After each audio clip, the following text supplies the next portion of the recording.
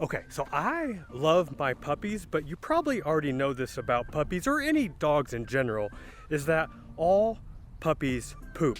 That's right, they all poop. But what I bet you didn't know is that you can actually make money from the fact that all puppies poop. In fact, you can make it into a very lucrative side hustle. That is right. You can make money, a lot of money on the side because puppies poop. What am I talking about? Well, I'm gonna explain that here in one sec.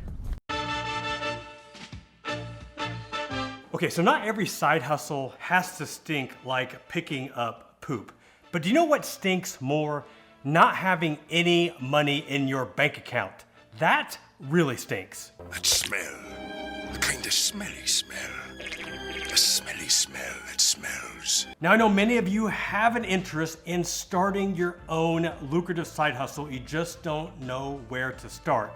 And I thought the best thing that I could do is bring on a subject matter expert. And what not a better expert than Nick Loper, who is the founder of the podcast and blog Side Hustle Nation.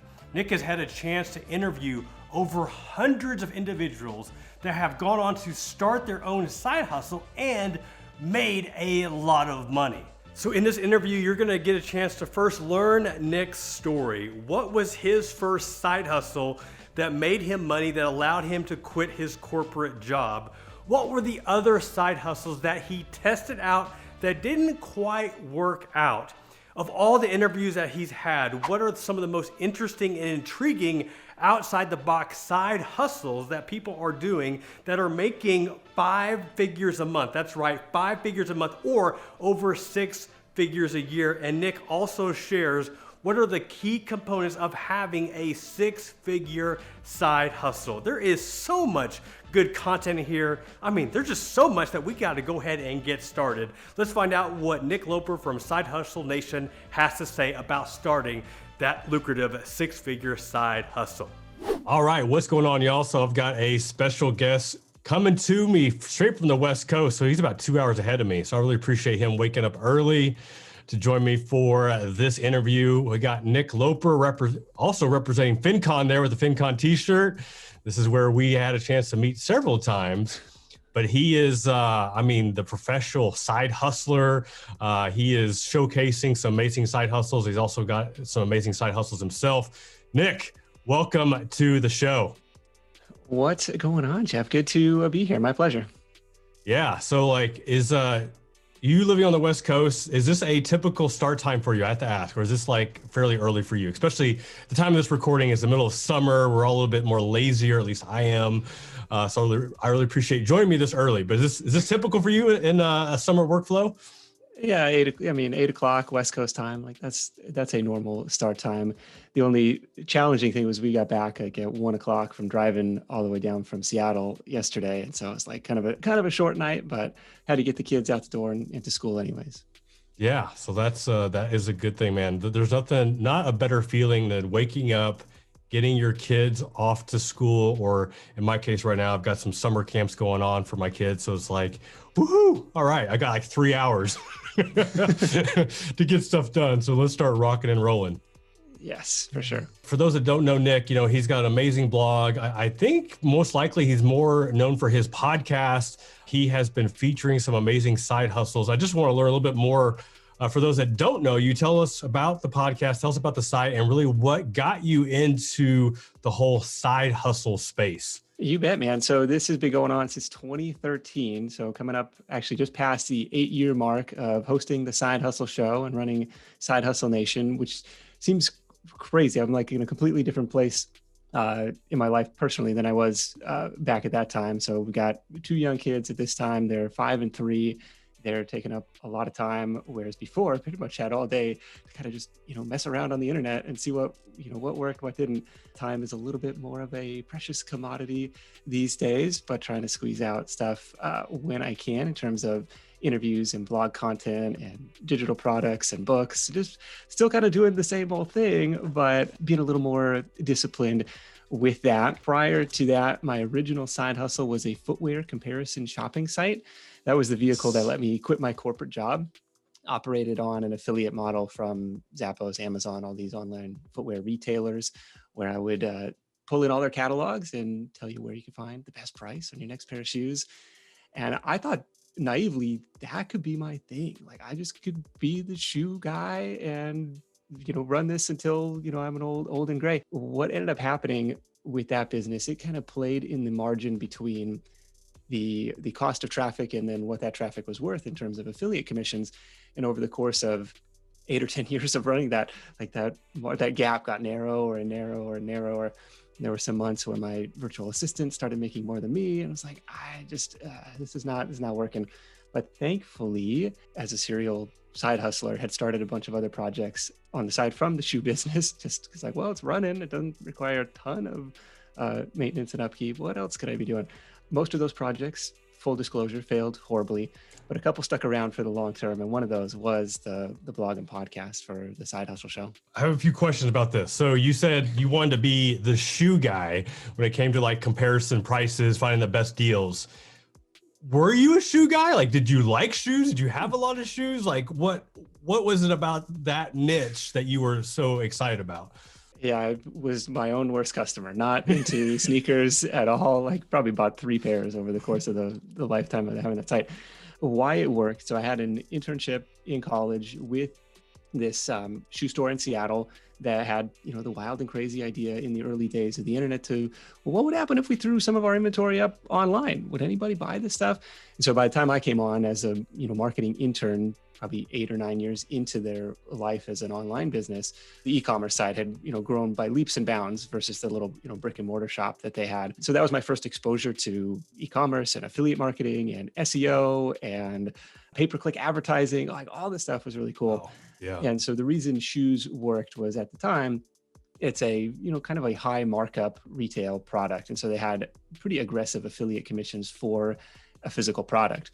In the digital product space, you might see affiliate commissions 30, 40, 50%, right? For like, oh, I'm going to sell this guy's online course as an affiliate. In the physical product space, like it was more in the 2 to 10% range would be more typical. Like Amazon, if you maxed out Amazon at that time, you'd be at 8.5%. But some of these companies good old days. Yeah, the glory days of affiliate marketing. But some of these footwear retailers were paying 15, sometimes 20% during special promotions. Wow. And it was this, kind of land grab in a way where they saw it as like, well, we may lose money on this first order, but we're going to acquire this customer. And hopefully they order for their whole family. Hopefully they continue to order from us down the road. And just over time, these companies became a little more fiscally responsible. They wanted to show, gross margin on every order. And the commissions kind of slowly crept down at the same time as the advertising costs went up, which is, good on Google. They kind of set it up as an auction. Like, well, is it profitable to buy traffic at 35 cents a click? Sure. Okay. But the next guy, well, is it profitable to buy traffic at 40 cents? And so you kind of just leapfrog each other and try and bid each other out. But that was a very cool business. What I became passionate about, not necessarily the product, but the optimizations and like the, just building processes around the, inventory and the ads and all that kind of like behind the scenes stuff was a ton of fun to try and grow. Just like this whole exciting space, like this world that you didn't know existed. And once you start to learn more about it, like it just becomes more and more fascinating. And you just, at least for me, it's like you just want to like digest and absorb it all, because like, man, when you uncover that diamond in the rough, it's like, oh my gosh, I may have just found like some arbitrage opportunity to make a ton of money, which it sounds like you did there for a while with the shoes. Yeah, I had a great run there for sure. And what was the name of, was that like a domain? Yeah, in its early days, it was called shoesrus.net, which I highly recommend spending more than 5 minutes trying to think of a domain name. In its second iteration, it was called shoesniper.com, which I felt was like much more brandable. And the killer feature that I thought was going to be a game changer, kind of inspired by like some travel site that I had found, was this snipe it feature. Okay, the shoes are $100 today. Ping me, send me an email when they hit 85, or you send me an email when they hit 60 or whatever, and we'll integrate all the different coupons and stuff we could find. And if the database updates and they hit 60, like it would fire off an email almost no one used this feature that we spent so long building out. It was much more like instant gratification. Like, I just send them to me now. So after shoesniper.com, you mentioned that there were a few other attempts at other side hustles before the blog podcast became the thing. I don't know how many there were, but is there a few that you would like to share, like that were just just to give people some inspiration? Like, there is no bad idea, but every failed idea leads you to the next one that could work out. Yeah, there's definitely an example of that. I mean, I started a sandal site. Everybody said, like, niche down, like, oh, we'll do sandals. Like, it's even more nichier than shoes, but super seasonal, lower price points, like didn't work out as well. A lot of my retail partners for the shoe site had, handbags and accessories and luggage and stuff, kind of like as a complementary product line. So I started a, handbag and luggage site, which was relatively inexpensive to get off the ground in terms of development. I mean, this is all kind of like pre-WordPress and pre some of the database tools. So it was still a non-zero development cost. But the challenge with that was, they were, different companies had different naming conventions. So it was really hard to build a comparison engine for that type of product. And what we found also was the commissions were lower, and the breadth of retailers carrying, maybe this laptop bag, for example, was like maybe 100 different stores carried that versus, 10 or 15. So we were just churning through way too much data to pull out, this tiny fraction of their catalog that was relevant to us. That one was kind of a flop. I started a wine related site, like as an affiliate, because we kind of like live in kind of pseudo wine country, like the poor man's Napa out here in the East Bay. I had no business writing about wine. Like, there was no reason for anyone to visit this site. It was just garbage. Like, I had no idea what I was doing. But I'm really glad. Any influence from like Gary Vee on that, just out of curiosity? None. I had not heard of him at that point. Okay. It was just, it was one of these things, I probably went to Affiliate Summit or went to some conference and saw like, oh, these sites, I had no idea there was no research that went into it. But in the process of kind of kicking around with that site, I came across this wine club review site, which I thought was really cool. It's built on WordPress. They had like user reviews, which looking back were very clearly fake in this site's case, because like, oh, here's the commission structure. Here's the one we want to show up on top as like the best wine club to join. It's like, okay, this was really interesting. So my thought was like, what could I pivot that same model to something that I know more about or something I'm more interested in? And that was the birth of a site that I ran for 9 years called Virtual Assistant. It was a directory and review platform for outsourcing companies like Yelp for offshore and outsourcing services. And that was a really important project for me. That was kind of like my first experience with WordPress as a CMS, not just as a blog platform. That was, first experience, my first Twitter account, my first YouTube videos, my first email list, and actually ended up selling that site late last year.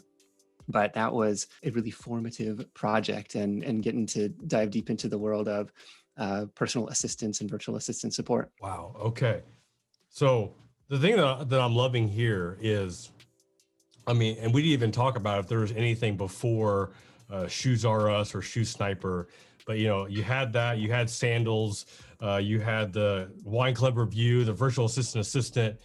Just out of curiosity, do you know roughly how many side hustles that you attempted along the way, along your journey? I was relatively lucky in that the shoe business was kind of like the first real concerted effort that I started, as a corporate person, after college, and that one ended up taking off. The number of failed projects is probably 6 to 10 kind of swings and a miss, or swings and kind of like, dribble down the first base line kind of a thing. Yeah. It's fascinating because I think, for those that don't know you and don't know your entire story, they come to your site, they listen to your podcast, and, I'm sure the assumption is like, all right, maybe there's a few things that he tried, but man, like he figured it out and he's doing awesome. A lot of people don't know that there were 6 to 10 experiments that didn't quite work out. Sure. Even my own journey, like, there's the MLM attempts, there's the real estate attempts, there's the failed marathon experiment. I mean, there's all these great, amazing ideas that didn't quite pan out. And I'd be curious, all of the podcast interviews that you've done. I mean, I'm actually on your site right now, and looks like you've published 447 at the time of this recording. That is a lot of podcasts, by the way. In all those podcast interviews, is there like do you hear this often? Like how, if you had to guess, like the average number of failed attempts that people go through before they find the one that finally worked out, or at least before the one that worked out that maybe worked out like yours for a little while until it led into the one that really worked out? Yeah, it is interesting. And it's something that kind of comes up. It kind of like muddies the backstory in a little ways, but it's important to hear because it's like the typical narrative that sometimes people want to hear is, lightning strike of inspiration. This idea was born. I had 10 customers the next day and it was off to the races. It was like, well, it was really while I was working at this other company. It started this conversation.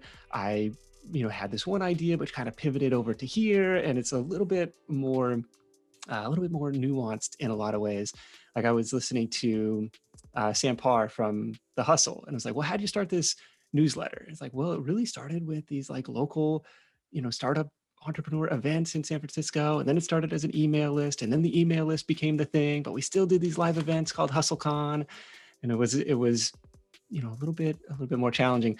But as far as guests go, one of the most surprising things that I found was that more of the guests started with a service-based model than any other, even if that's not where they ended up. But it's like, okay, what skill do I have? What problem can I solve for somebody else? Go out and do that. Or, lots of different ways to scale, like hire contractors to go do that. But like starting with that service-based model, and then that kind of, you do that on the side, and maybe you graduate to doing that full time. Then maybe you graduate to having an agency or having contractors, having employees do that.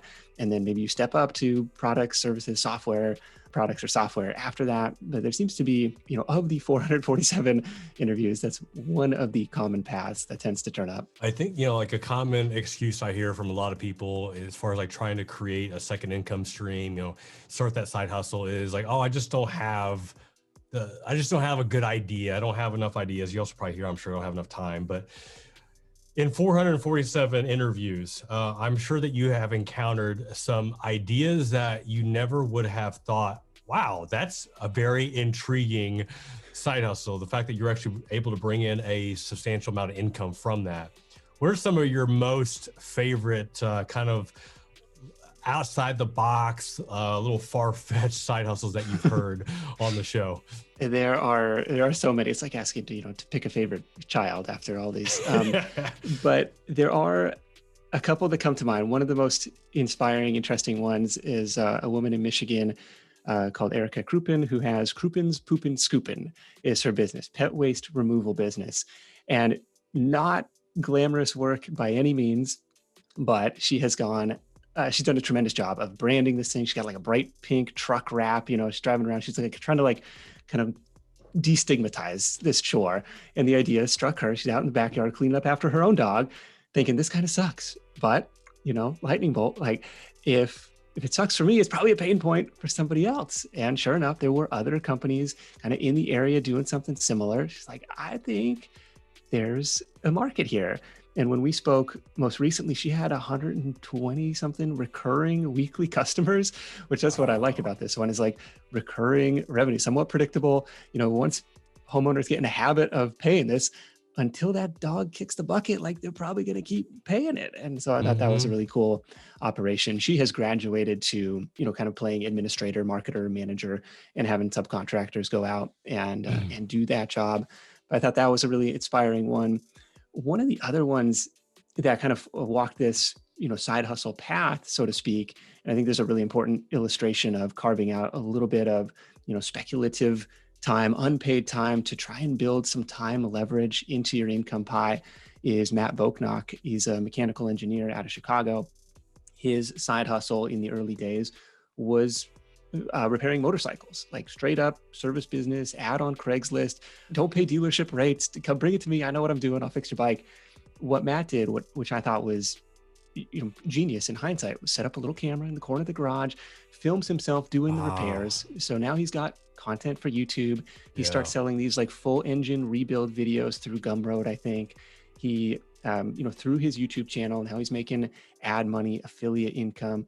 Because of the popularity of the channel, he's making, connections with, I think he had a sponsor deal or a branded deal with some insurance company. He was like, would you write about motorcycles for our site? Like, sure, And I was like, Matt, if you stop fixing bikes, if you stop doing the hours for dollars, turning wrenches, like, don't you run out of content? And he's like, well, now I just buy project bikes, or, I buy some bike that I know has some common problems, because that's going to be a keyword that people search for.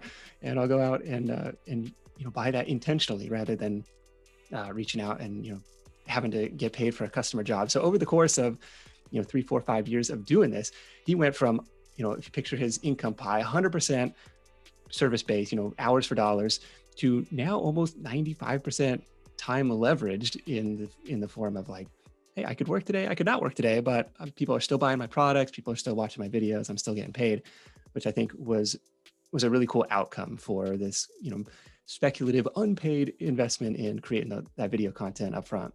And one other one that came to mind from earlier this year was a teacher in New York, Steve Nadramia, who is renting out portable hot tubs. He's got this, he calls it his fleet of like 30 of these hot tubs. I think Soft Tub was the brand that he was using. It was a very interesting asset class to invest in compared to with traditional real estate, because like, well, you look at the 1% rule of real estate, this thing blows it out of the water. And yes, there's labor involved with delivery and setup and all that stuff. But he's like, okay, I can acquire a used hot tub for, call it $3,000 or something on average, and rent that out for $400 a month or something. And I was like, okay, that starts to pencil out pretty nicely compared with buying a rental house for $200,000 and be lucky to get $2,000 a month in rent for that. So it was a very interesting alternative investment for sure. So we got picking up poop, servicing motorcycles, and hot tubs. I mean, just to show you that there really isn't a bad idea when it comes to a side hustle. The key is just, finding that market, finding that clientele, and just start testing ideas.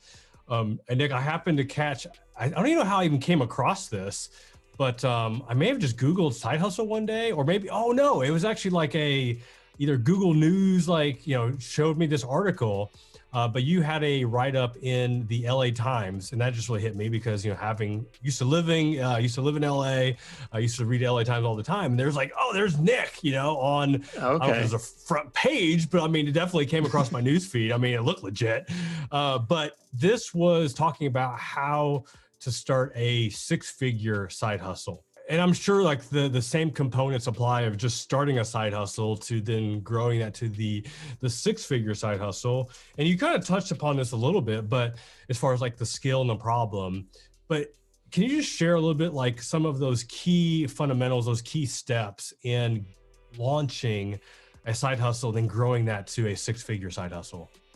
Yeah, that's funny. I didn't know you were in LA. Is that where the In-N-Out addiction started? So maybe you didn't know, I was actually born in LA. That's where I was born. After my parents split, I moved back to the Midwest, but then ended up moving back and living with my mom in high school, a little bit of college. I didn't get my associates from there, but went to Santa Monica Community College for a little while.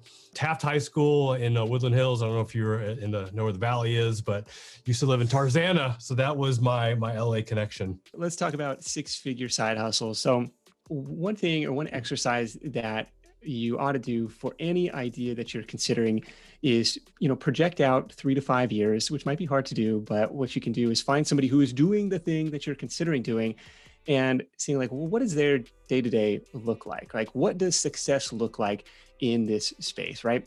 And if they're still working 16-hour days, if they're not seeing their family, if, they're still, trading time for money, and maybe they don't love that work, like, okay, maybe there's a different way to manage that operation, but it should give you some idea, some lens into what it might be like to actually do that thing versus just, I think we all have the rose-colored glasses when we start a business idea, or we're, the inspiration strikes, you say, okay, we're off to the races, let's do this. But like, okay, what does success realistically look like in this field, right? And so you can kind of project out like what kind of income do you project that they're making?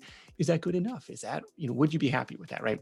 One exercise that I think is worthwhile to go through, and you've probably seen this Venn diagram type of thing where it's like, skills, interests, and what people will pay for, right? Where can you find the concentric circles or the overlap in that area?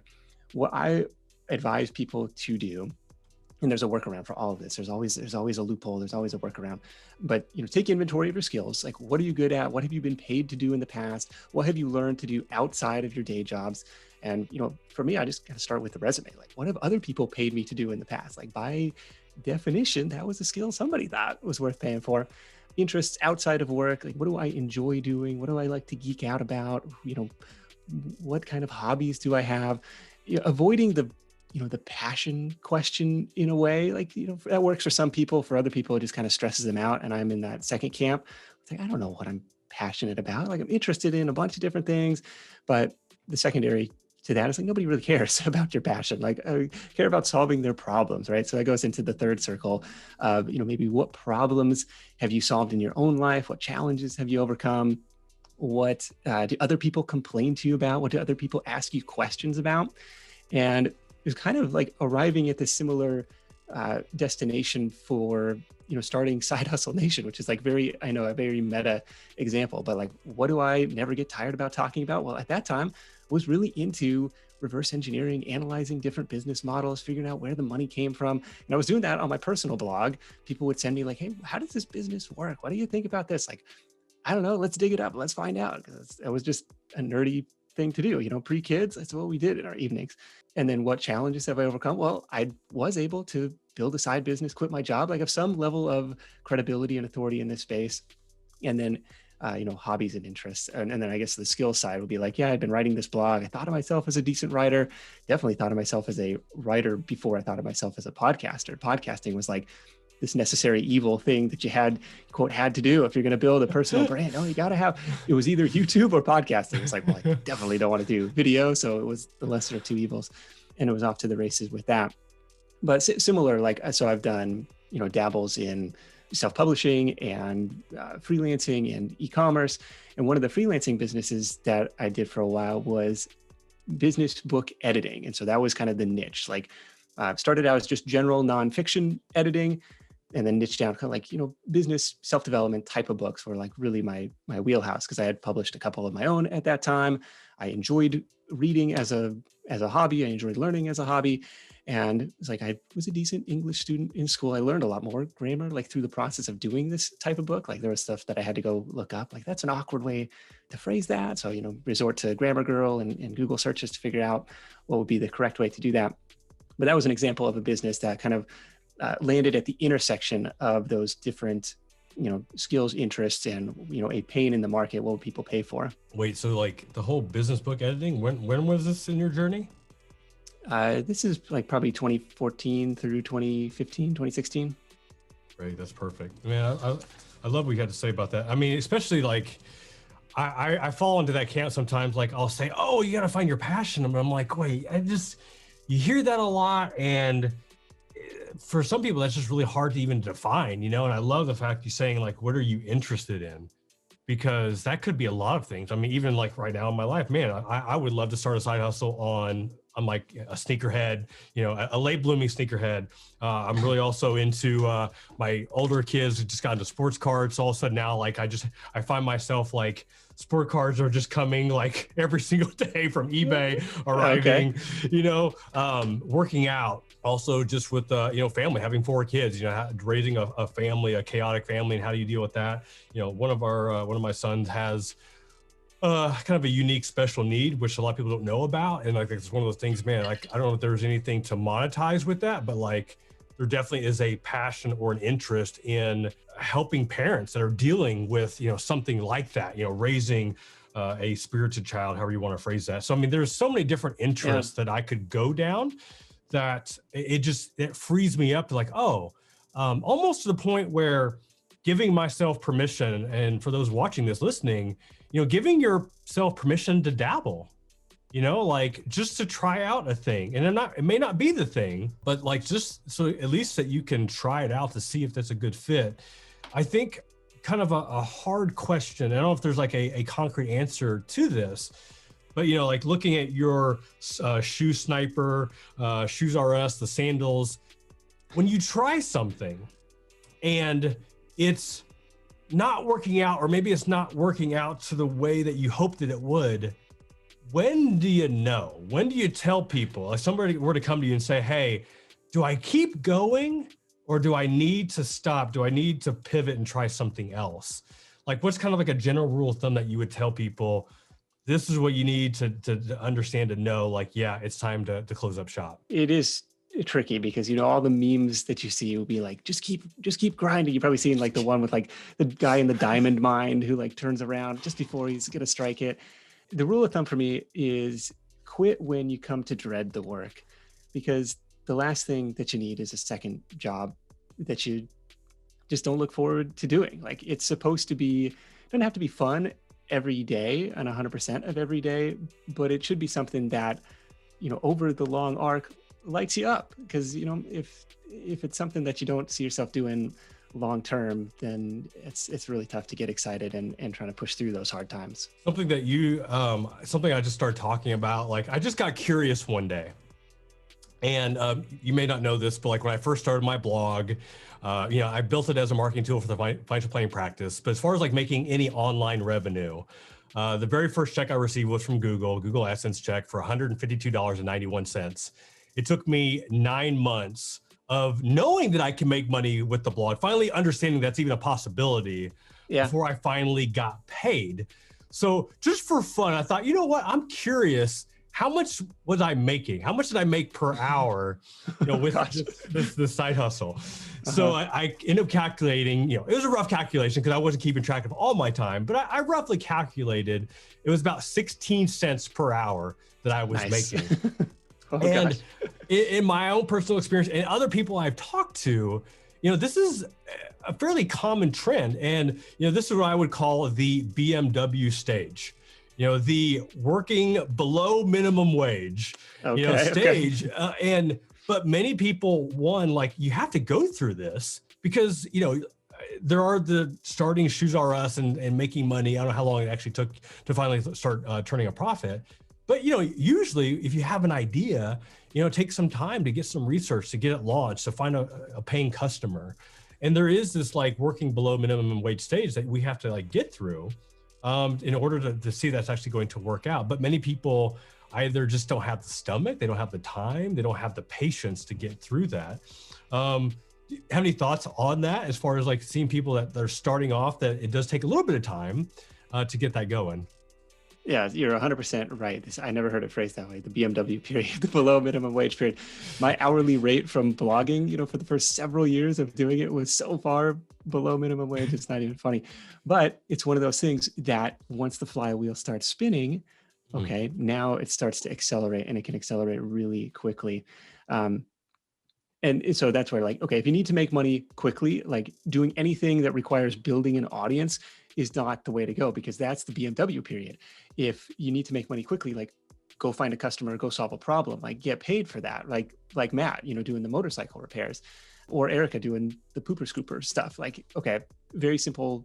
I mean, not that I know the first thing about fixing bikes, but like in the pet waste removal, okay, I can figure this out. It's not rocket science.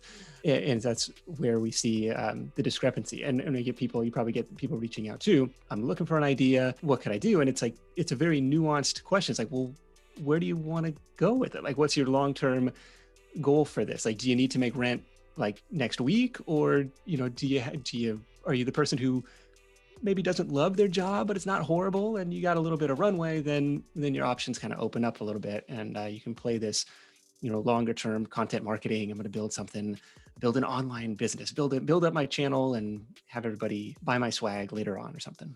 Yeah, dude. I mean, I really love that, because I feel like that I've really struggled to answer that question as far as like, when do you make that pivot? When do you stop?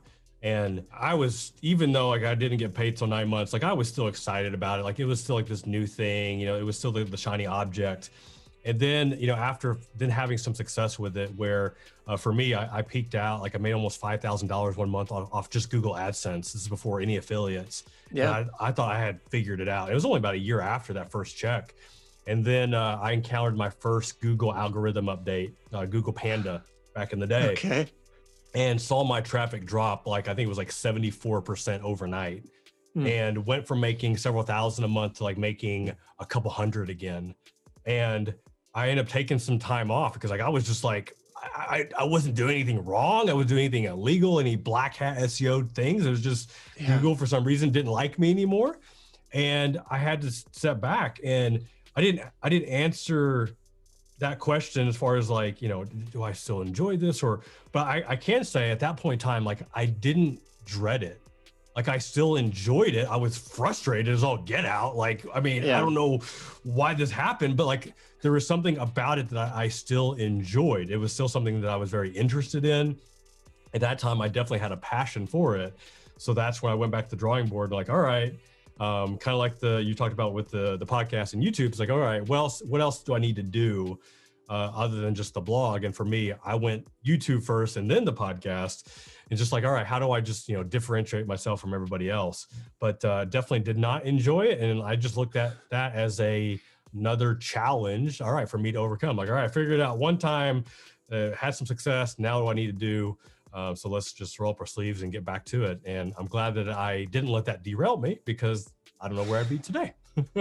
Yeah, so obviously it's grown well beyond $5,000 a month. So that was not the ceiling, but I imagine that was kind of the new floor to shoot for. But it's kind of funny. And on the blogging front, I would be the person who would, you know, come up with this great idea. Oh, here's an article I'm going to write. And then I would make the mistake of Googling it to see if anybody else had written about that topic. And it's like, have you ever Googled something and gotten 0 results? Like, of course it's been covered before. And I would get really discouraged, like, you know, ways to make money online or something. And of course, you know, pages and pages of search results. And some of them are actually really good. You're like, well, how am I ever going to compete with that? It's like, well, you know, you bring in your own expertise to the table. You can pull in your own resources. It was a little bit enlightening to say, well, yeah, of course it's been done before, but it hadn't been done by you. You know, you can still bring your own unique spin to it, and maybe that's, you know, if it's super saturated in Google, maybe you try the YouTube angle, maybe you try a different, like, longer tail variation of that keyword, but different ways to go about that versus just, you know, I spent so much time just writing, I'll call them like fluff pieces, where it was like, you know, 5 things I learned about business from The Simpsons, or, you know, and just nobody's ever going to find that. You might push it out to, you know, your 10 blog readers who are just happen to be subscribed to it, and then it's kind of flash in the pan done. So lots of frustrating time spent building content in that way. Nick, man, this has been awesome. I knew that I would enjoy getting to interview you and learn more about your story. This has been even better than I could have ever imagined. So I just enjoy sharing your experience, sharing your expertise. Obviously, you've got some amazing interviews and some great resources on the blog and the podcast. Is there anything else that you would like to share with our readers? Anything else like for them to check out, that for those who are interested in starting that side hustle, or even better, starting or launching that 6-figure eventual side hustle? Yeah, think about the potential for scale down the road, and you can scale, you know, in the price that you charge, or you could scale with other people doing the thing, or you could scale like in building a leveraged business from the get-go. So that could be, you know, that could be the YouTube channel, could be the podcast, right? It takes the same effort to produce a show that 10 people listen to or 10,000 people listen to, right? So you build in some leverage from the beginning, even if nobody's paying you to do that at the beginning. I really liked what you talked about, this dabbling mindset, where, you know, if we can set it up as an experiment in our mind, not knowing, you know, maybe steps 2 through 100, but like, it's something I want to pursue, see if it's interesting, see where it goes. That's kind of where I like to play, and, you know, and that lessens the sting of the inevitable failures that come along the way. But if you are in the market for a side hustle idea, of course, we'd love to have you tuned into the Side Hustle Show, wherever podcasts are sold. You probably find it in just about every app out there, or check out sidehustlenation.com/ideas. This is my constantly updated laundry list of part-time business ideas, no opt-in required over there. Hopefully you got 8 or 10 tabs open by the time you get down to the bottom and get the creative juices flowing. That's awesome, man. Nick, I appreciate you joining the Good Financial Sense Wealth Hacker Nation podcast and YouTube channel. And be sure to check out what Nick has got going on. It's got some good stuff. Thanks, man. Oh man, there's just so much good content there. Thank you, Nick, for sharing your experience, expertise to the GFC Wealth Hacker Nation. For those of you that have interest in starting a side hustle, how to make money on the side, check out for a link in the description. I've got a how to make more money guide that is free. All you gotta do is enter your email address, get that information, because I want to help put more money into your bank account, help you to achieve financial freedom at a much faster clip. That's what wealth hacking is all about. That's right, y'all. All right, if you haven't gone ahead and done this, go ahead and smash that like button, subscribe, share this for somebody that needs to hear how to make money on the side. Until next time, this is Jeff Rose reminding you that it's your money, it's your life, and only you can make it awesome. Until then, peace.